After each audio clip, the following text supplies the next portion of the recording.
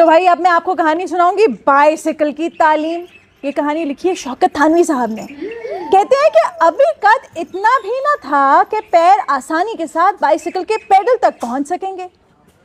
Cycle سواری کے شوق نے ایسا گدگدایا اور رفتہ رفتہ اس شوق نے عشق کی صورت اختیار کر لی, یہاں تک کہ اب بغیر سائیکل کے زندگی دشوار ہو گئی. ہر وقت اسی کا تذکرہ اور رات کو خواب بھی دیکھتے تو بائیسیکل کی.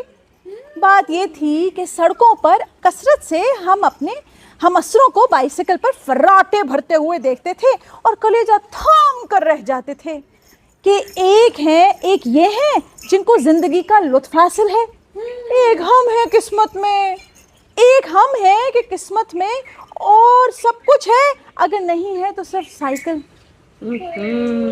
ہمارے بزرگوں کو ہماری دلی کیفیت کا علم تھا اور کسی نہ کسی طرح ہم کو مطمئن کرنے کی فکر میں تھے. آخر کار یہ طے پایا کہ ہم کسی پرانی بائیسیکل پر سوار ہو کر مشق کر لیں تو نئی خرید دی جائے گی.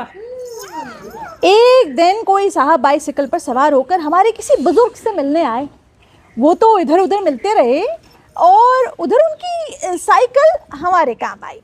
اسے لے کر سڑک پر پہنچے اور بائیسیکل چلانے کی بسم اللہ کر دی. ابھی اس بائیسیکل کے پیڈل پر بایاں پیر رکھ کر دائنا اٹھانا ہی تھا کہ وہ بجائے آگے چلنے کے لہرا کر لیٹ گئی. ہم زمین پر دراز نظر آئے لیکن ہم مردانہ وار اٹھے, کپڑے جھاڑے اور بہادرانہ بائیسیکل کو اٹھا کر پھر کوشش کی. اس مرتبہ بائیسیکل تھوڑی دور چل کر خود بخود کھڑکھڑائی اور ایک جھٹکے کے ساتھ اس طرح گری کہ ہم بائیسیکل کو ہاتھ میں لیے کلا بازی کھا گئے. تھوڑی بہت چوٹ بھی آئی لیکن ہم نے کہا گرتے ہیں شہسوار ہی میدان جنگ میں, گرتے ہیں شہسوار ہی میدان جنگ میں. وہ طفل ہی کیا گرے, وہ طفل کیا گرے گا جو گھٹنوں کے بل چلے, ہے نا. ہاتھوں سے گھٹنوں کو سہلاتے ہوئے ہم نے پھر مشق کی اور یہ مشق کامیاب رہی, اسی لیے کہ ہم بجائے گرنے کے بائیسیکل کو گرا کر خود کھڑا ہو گئے. اور جب وہ اچھی طرح گر لی تو پھر اس کو اٹھا کر چلے.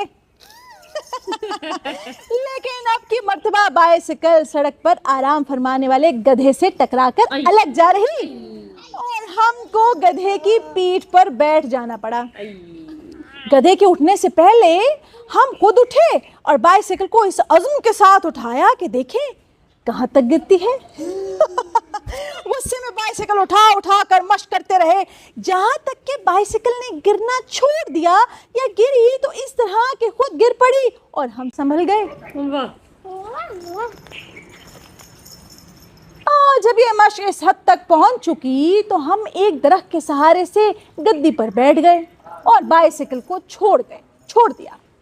لیکن بائیسیکل کے روانہ ہوتے ہی معلوم نہیں دھوبنے کہاں سے سڑک پر آ گئی. دھوبنے؟ ہاں, لاکھ چیخے چلائے ہٹو بچوں, مگر جدھر وہ ہٹی اسی طرف بائیسیکل بھی مڑی اور آخر کار ان کی گٹھری سے الجھ کر ہم بھی گرے.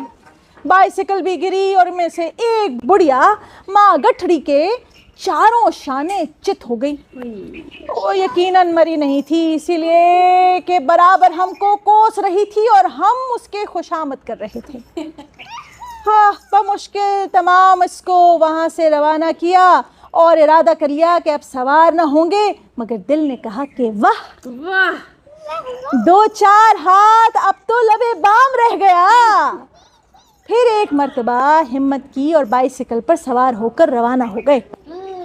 چونکہ اترنا نہیں آتا تھا لہٰذا یہ ضروری تھا کہ کہیں نہ کہیں گریں, لیکن دل چاہتا تھا کہ کسی ایسی جگہ گریں کہ چوٹ بھی نہ آئے اور گالیاں بھی نہ کھائے. دل لرز رہا تھا کہ دیکھیے کیا ہوتا ہے, زندہ رہتے ہیں یا نہیں. لیکن بائیسیکل کی تیز رفتاری نے تھوڑی ہی دیر میں اس کا فیصلہ کر دیا اور ہم کو ایک نہایت ہی مقدس بزرگ نے اس طرح بری طرح لڑایا کہ خود تو الگ جا پڑی اور ہم کو بڑے میاں کے عین اوپر گرایا. وہ بیچارے وظیفے میں محو تھے کہ ناگہانی آفت آئی.